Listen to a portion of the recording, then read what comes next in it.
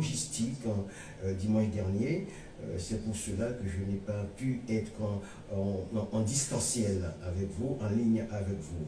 Mais ce matin, je veux traiter ce sujet, le sujet que j'avais présenté lors de cette consécration, parce que c'est moi qui ai eu le privilège de parler de la part de Dieu.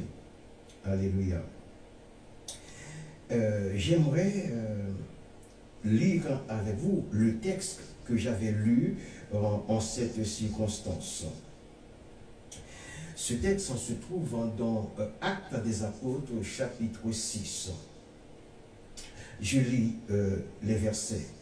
En ce temps-là, le nombre des disciples augmentant, les hellénistes murmurèrent contre les Hébreux parce que leurs veuves étaient négligées dans la distribution qui se faisait chaque jour. Les 12 convoquèrent la multitude des disciples et dirent: il n'est pas convenable que nous laissions la parole de Dieu pour en servir aux tables. C'est pourquoi, frères, choisissez parmi vous 7 hommes de qui l'on rende un bon témoignage, qui soit plein d'Esprit Saint et de sagesse, et que nous chargerons de cet emploi. Et nous continuerons à nous appliquer à la prière et au ministère de la parole. Cette proposition plut à toute l'assemblée. Ils élurent Étienne, Philippe, Procore, Nicanor, Timon, Parménas et Nicolas, prosélytes d'Antioche. Ils les présentèrent aux apôtres qui, après avoir prié, leur imposèrent les mains. Alléluia. Chers amis, sous l'Ancienne Alliance, la consécration individuelle était liée au remplacement du sujet quand celui-ci arrivait à la limite de ses capacités physiques. D'après le texte de Josué chapitre 1er, versets 1 à 9, mais une chose est certaine, dans la Nouvelle Alliance, elle est liée à l'expansion de l'Évangile, c'est-à-dire la consécration. La consécration est toujours suivie de l'appel. Il n'est pas toujours nécessaire de connaître la parole de Dieu pour être appelé. Abraham ne connaissait même pas Dieu quand celui-ci reçut l'appel de Dieu. Abraham fut appelé, mais il n'est trouvé nulle part sa consécration officielle. Je veux vous dire que ce n'est pas parce que vous n'êtes pas consacré que vous ne jouissiez pas de la plénitude de la grâce de Dieu. Alléluia.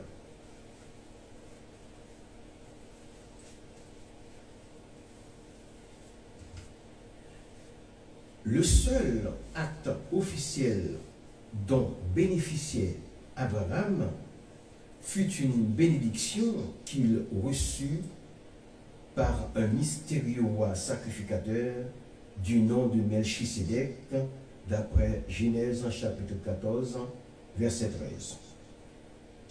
Chacun de nous a un rôle dans le plan de Dieu. Le rôle d'Abraham était d'être le patriarche, celui qui devient le père d'une multitude. Dieu l'a sorti du milieu du paganisme pour en faire un ami. Selon Jacques chapitre 2, verset 23, je cite. Ainsi s'accomplit ce que dit l'Écriture. Abraham crut à Dieu et cela lui fut imputé à justice.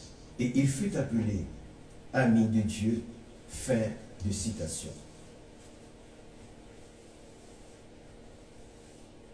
Cet homme qui a connu le fétichisme occupait, selon les Juifs, la place la plus élevée dans la félicité céleste. Parce que être avec Abraham ou être dans son sein représentait donc l'état de gloire la plus parfaite. C'est le ciel, le bonheur et la sécurité éternelle, selon Luc chapitre 16, verset 23.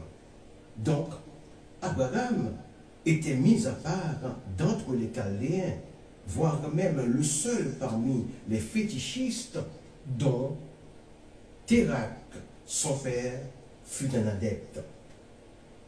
Il n'en demeure pas moins qu'il a été le père d'une grande nation, et j'en passe. Un jeune homme du nom de Samuel était un novice et n'avait aucune expérience des choses sacerdotales.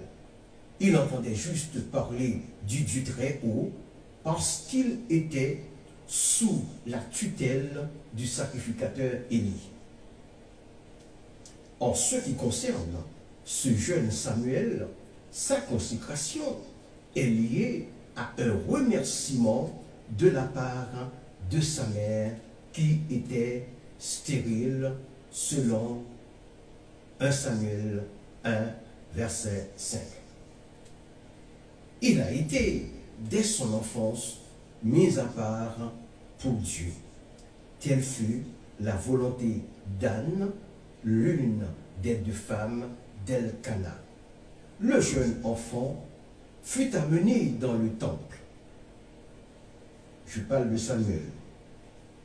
Dans 1 Samuel chapitre 1er, verset 27 et 28, la maman de Samuel dit au sacrificateur, je cite, « C'était pour cet enfant que je priais, et l'Éternel a exaucé la prière que je lui ai adressée. Aussi, je veux le prêter à l'Éternel, il sera toute sa vie prêté à l'Éternel. » Et ils se prosternèrent là devant l'Éternel. Dès lors, le jeune enfant fut au service de l'Éternel devant le sacrificateur Élie. Ils furent tous les deux dans le service sacerdotal. Samuel en tant que prophète et Élie en tant que sacrificateur. Et la bénédiction de Samuel ne s'arrête pas là, car il fut aussi l'un des derniers juges d'Israël au temps où il n'y avait pas de roi. C'était l'anarchie totale. C'est lui qui eut le privilège et la noble tâche de rendre le premier roi d'Israël. Il fut l'objet d'une bénédiction pour sa mère qui enfanta encore 3 fils et 2 filles, d'après 1 Samuel, chapitre 2, verset 21. Et il demeura prophète et juge en Israël pendant toute sa vie, selon 1 Samuel 7, verset 15. Vous êtes consacrés, diacres, diaconesses, évangélistes, pasteurs ou évêques, vous le resterez toute votre vie, faste ou néfaste. Je disais précédemment que Samuel est le fils de l'une des 2 femmes d'Elkana. Peut-on suivre aujourd'hui un tel exemple? La réponse est non. La bigamie d'alors était permise à Elkana. Si la bigamie d'alors était permise à Elkana, c'est parce que la polygamie étaient tolérés sous la loi de Moïse, d'après Deutéronome chapitre 21, versets 15 à 17. Mais elle n'était pas originellement dans le plan de Dieu, selon Matthieu chapitre 19, verset 8. En réponse à une question que les pharisiens posèrent à Jésus pour l'éprouver, il leur répondit, c'est à cause de la dureté de votre cœur que Moïse vous a permis de répudier vos femmes. Au commencement, il n'en était pas ainsi. Alléluia. Les appels de la nouvelle alliance ne peuvent en aucun cas, les appelés plutôt de la nouvelle alliance ne peuvent en aucun cas suivre de tels exemples, quand bien même ils auraient épousé des femmes qui ne pouvaient pas leur donner d'enfants. Il est dit que les diacres doivent être mariés d'une seule femme. Je ne vais pas vous brosser un tableau et je dois vous dire toute la vérité selon les Saintes Écritures. C'est pour cela qu'il est bien de prêcher en distanciel. 1 Timothée chapitre 3 verset 2 parle de l'irréprochabilité des évêques. Chapitre 3 verset 12 parle de la condition familiale et personnelle des diacres. Commençons donc avec l'irréprochabilité des évêques. Cette irréprochabilité est valable aussi bien pour les pasteurs que pour les évangélistes et les diacres. En un mot, tous ceux qui ont un ministère dans l'église locale. La fonction de pasteur vise à administrer et prendre soin de l'église locale. C'est une très belle tâche qui doit être correctement remplie par des hommes irréprochables, purs, disciplinés et pleins de générosité, dirigeant bien leur propre famille. C'est une tâche qui ne doit pas être confiée à des nouveaux convertis, mais à des hommes chevronnés, éprouvés, dont la bonne conduite est connue de tous. C'est ça la vérité. Ils ne doivent pas donner à Satan l'occasion de les accuser ou de les prendre en défaut, soit par le piège de l'orgueil, soit par les critiques de ceux qui sont étrangers à l'Église. Pour les diacres, ils doivent d'abord avoir fait leur preuve par une conduite chrétienne fidèle et consciencieuse, surtout en ce qui concerne la discipline personnelle et la manière de diriger leur propre maison. Ce ministère doit être accompli convenablement. Ceux qui le remplissent dignement seront entourés de respect. Ils doivent, comprenez bien, écoutez bien, ils doivent avoir été mariés qu'une seule fois ou remariés si la précédente conjointe ou le précédent conjoint est décédé. Dans le cas contraire, il doit rester sans se remarier, l'homme de Dieu ou le chrétien. Je pense que ceux qui sont élus à ce saint ministère de diacre et d'évangéliste et de pasteur ont déjà bénéficié des enseignements préparatoires qui sont en adéquation avec les tâches pour lesquelles ils sont ou seront consacrés. Bien entendu, il y a des choses qui ne sont pas enseignables. Il y a des choses qui ne sont pas enseignables. Les gens honnêtes et sincères doivent faire leur auto-jugement pour savoir si tel ou tel ministère est en adéquation avec leur vie. Sans le passé, le présent n'a plus de cours et le futur non plus. Chacun doit faire une rétrospection pour s'assurer que ce qu'il fait présentement produira des fruits dans l'avenir. Le texte de 2 Corinthiens chapitre 5 verset 17 ne s'applique pas à ce que je viens de dire. Comprenne qui pourra. Les 6 premiers versets du chapitre 6 des apôtres nous parlent des choix des diacres. Mais quelles étaient en réalité leurs principales tâches?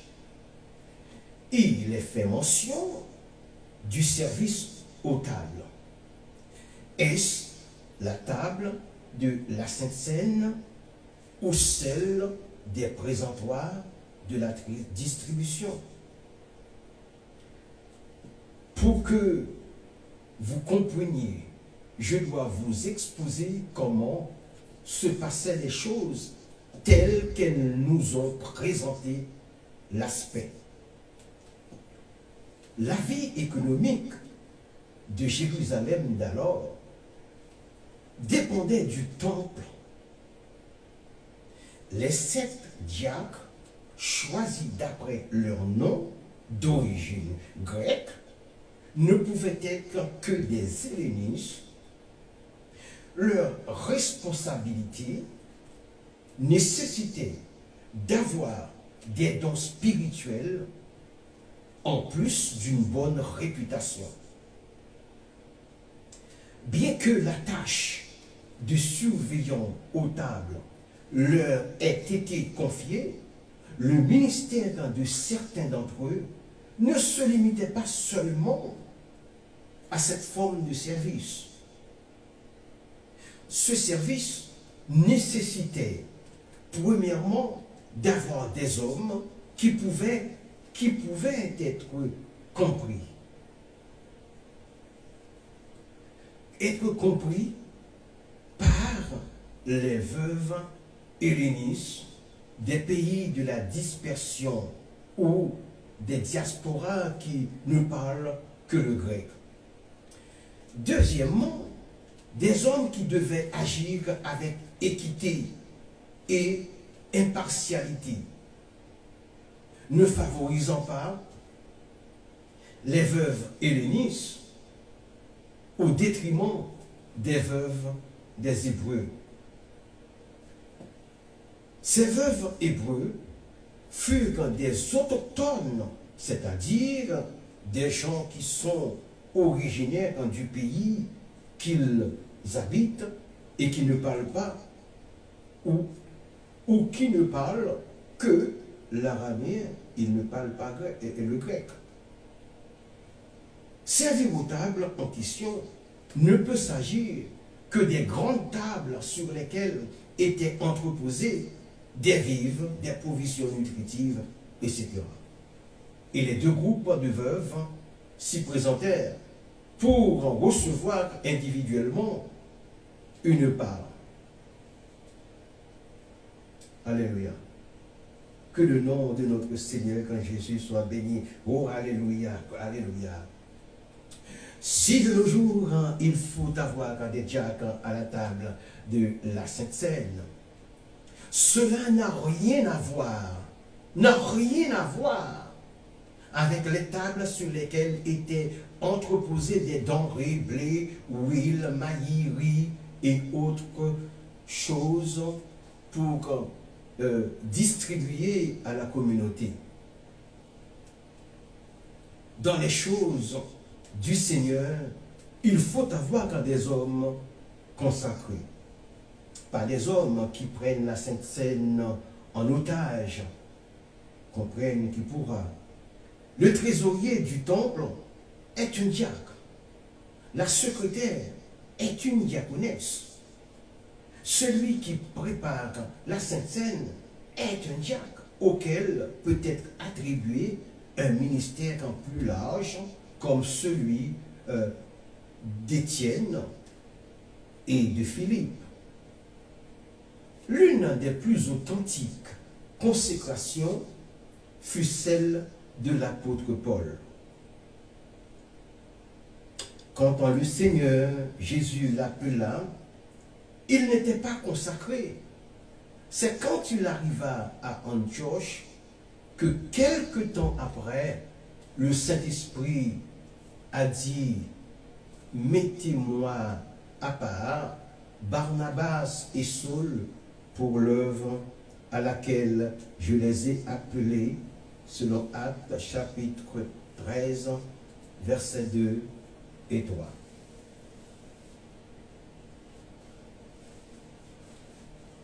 La consécration de ces deux hommes devenait officielle suite à l'imposition des mains des anciens. Dès lors que le Saint-Esprit a fait cette déclaration par la bouche de l'un des prophètes, ipso facto, Paul devenait divinement consacré. Il ne s'agit pas des prophètes de l'Ancien Testament, mais ceux du Nouveau Testament, car il y avait dans l'église d'Antioche des prophètes et des docteurs. Chers amis, seul le Saint-Esprit peut faire d'un homme un véritable consacré. Dès lors qu'une personne est divinement consacrée, elle devient automatiquement un être travaillant exclusivement pour le Seigneur Jésus. Cette personne ne vit plus pour elle-même, mais pour Dieu. Un homme consacré peut dire, comme l'apôtre Paul, je cite, « J'ai été crucifié avec Christ, et si je vis, ce n'est plus moi qui vis, c'est Christ qui vit en moi.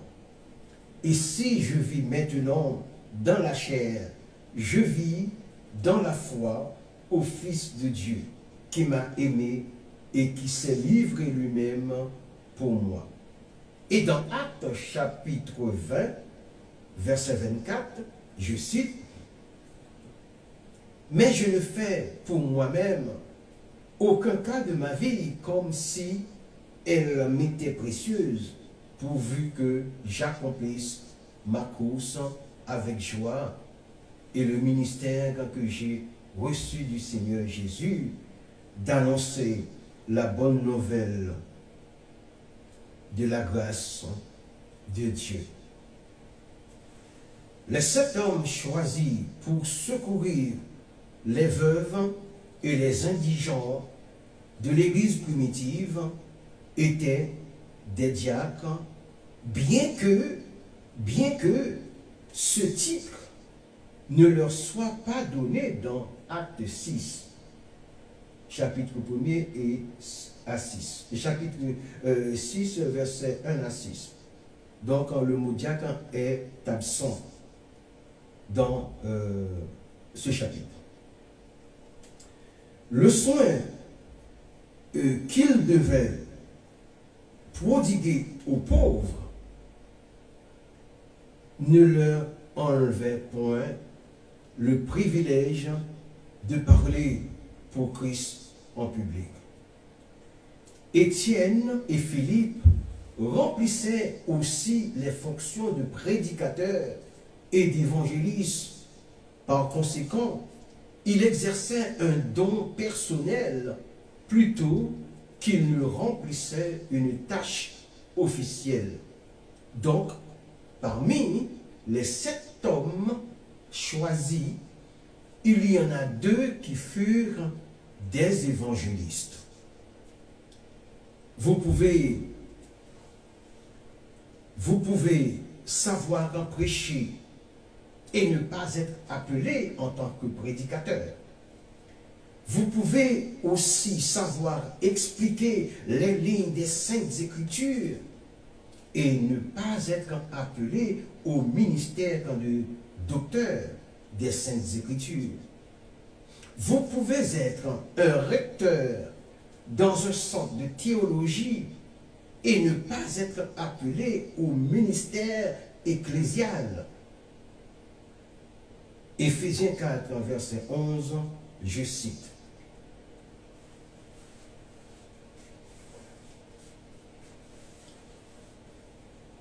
Et il a donné les uns comme apôtres, les autres comme prophètes, les autres comme évangélistes, les autres comme pasteurs et docteurs, pour le perfectionnement des saints en vue de l'œuvre du ministère et de l'édification du corps de Christ.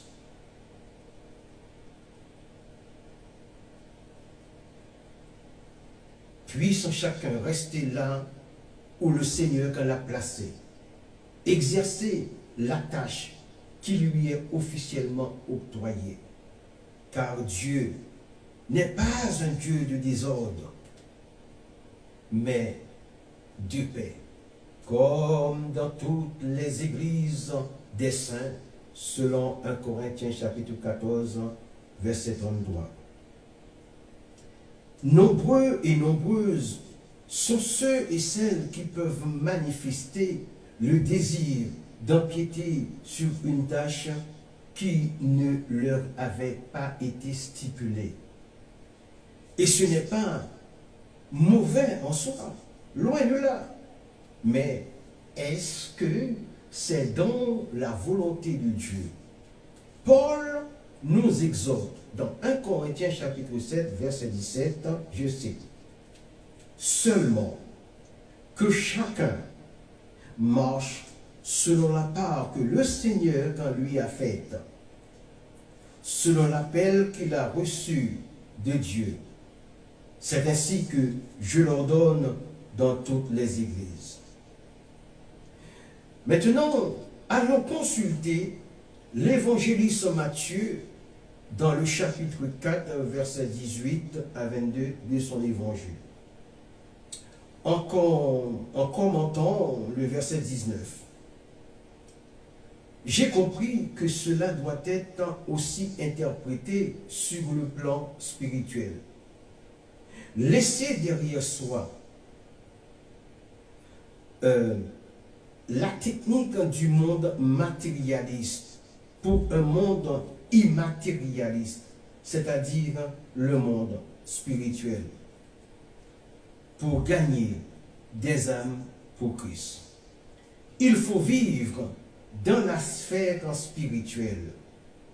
Suivre Jésus, c'est laisser de côté les exigences mondaines derrière soi.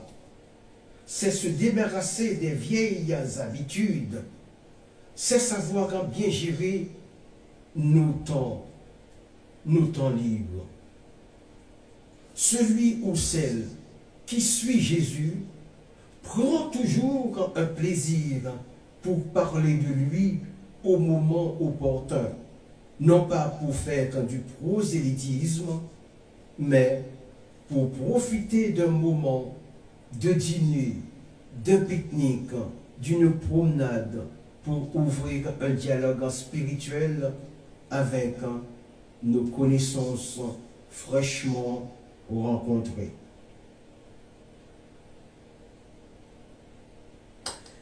L'appel de Pierre et d'André peut être aussi interprété sur le plan littéral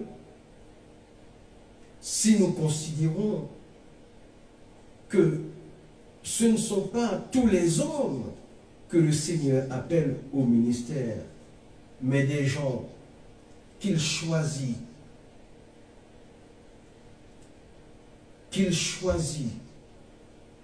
comme Dieu avait choisi Abraham en lui demandant de quitter sa parenté. Dans ce cas, Jésus du Nouveau Testament, étant l'Éternel de l'Ancien Testament, qui pouvait dire à Pierre et à André de tout quitter pour le suivre. C'est lui qui pouvait dire ça. Je souligne l'emploi de l'adverbe aussitôt, qui est un adverbe de temps, pour dire que le temps nous est compté. Cette immédiateté est sans équivoque, est une manière de saisir l'opportunité du temps de la grâce. Suivons encore l'exemple, suivons encore de plus près le fait que Jésus ait demandé à deux autres frères, Jacques et Jean, de le suivre alors qu'ils étaient en compagnie de leur Père. Donc, pourquoi le Père n'a-t-il pas lui aussi été appelé? La barque et leur Père étaient restés. En effet, le Père devait probablement rester avec la barque pour s'occuper des impératifs familiaux. Nous savons que Jacques et Jean ont laissé la barque au bon soin de leur Père. Oui, ça nous le savons. Mais qu'en est-il de celle de Pierre et d'André? Qui devait en prendre soin? La réponse la plus plausible, est de laisser au monde leur mode de vie. Car la mer dans la Bible est toujours l'image du monde païen. C'est un lieu des forces hostiles à Dieu, d'après l'Apocalypse chapitre 13, verset 1er, où nous prenons plutôt connaissance d'une bête qui en sortait, la bête qui sort de la mer. Quand Dieu nous appelle à le servir, il pourvoira à nos besoins. Considérons le principe qu'il a utilisé pour envoyer les 70 disciples en mission. Et quelles consignes leur a-t-il donné? La réponse était de ne porter ni bourse, ni sac, ni souliers, et ne saluer personne en chemin. Il semblerait que le fait de saluer des gens sur la route était un moyen sous-jacent de sollicitation et de s'attirer les bonnes grâces. Le verset 4 de Luc 10 met l'accent sur un dépouillement total pour dépendre uniquement de Dieu. Ni bourse revient à dire que nous pourrions penser à nos sous comme rempart de survie. Ni sac laisse penser que nous ne prenons pas de vêtements de rechange et des casse-croûtes, ni souliers pour soumettre les pieds à des rudes épreuves sur les routes chaudes et poussiéreuses de la Palestine. Était-il dans la nécessité impérieuse dans leur mission? La réponse est non. Ils étaient dépendants des gens qu'ils ne connaissaient pas pour se laver les pieds, pour se nourrir et se vertir. Le moi de l'homme avait disparu pour laisser place à la totale dépendance divine. La confirmation de ces affirmations se trouve dans la question posée au 12, au verset 35 de Luc 22, je cite. Quand je vous ai envoyé sans bourse, sans sac et sans souliers, avez-vous manqué de quelque chose? Ils répondirent, de rien. Eh bien, si Dieu t'appelle et te consacre à un ministère, il pourvoira à vos besoins et protégera ta famille contre tout type de manque. Je veux et je le souhaite que vous sachiez que dès lors que vous êtes consacré à Jésus, vous le servez esprit, âme et corps. Et les choses de Dieu doivent passer avant les vôtres. Vous ferez la volonté de Dieu et non la vôtre. Dieu a consacré son Fils unique, Jésus.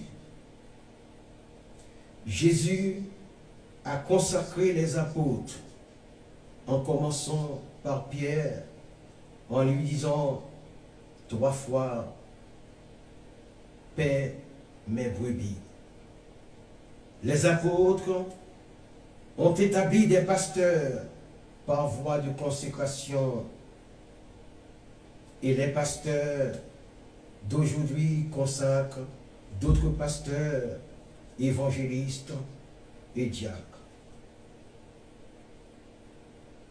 Je vous bénis au nom de notre Seigneur en Jésus. Prions. Seigneur, je te remercie pour la hardiesse de la foi. Merci Seigneur éternel de m'avoir permis de dire cette prédication, cet enseignement pour la gloire de ton nom. Merci d'éclairer mes amis, mes frères et sœurs qui sont en ligne et qui probablement l'écouteront après. Seigneur grand Père Saint, je veux te bénir au nom de Jésus, à qui soit la gloire au siècle des siècles. Amen. À dimanche, j'espère. Bye bye.